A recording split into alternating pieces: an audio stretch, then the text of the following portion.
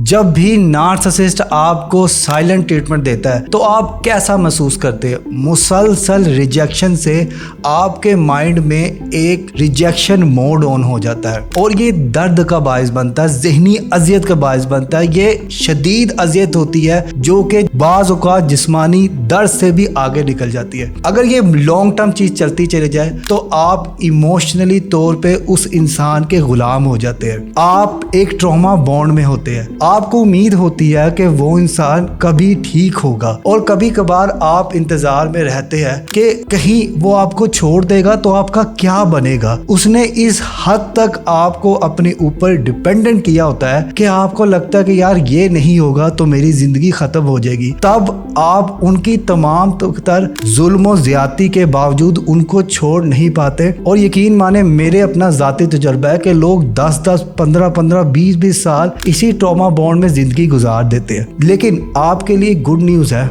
अगर आप इस तरह के मसलों में फंसे हुए हैं तो आप मुझसे मशवरा ले सकते हैं। प्रोफाइल में दिए गए नंबर पर रब्ता करके 1-on-1 online counselling session book करें।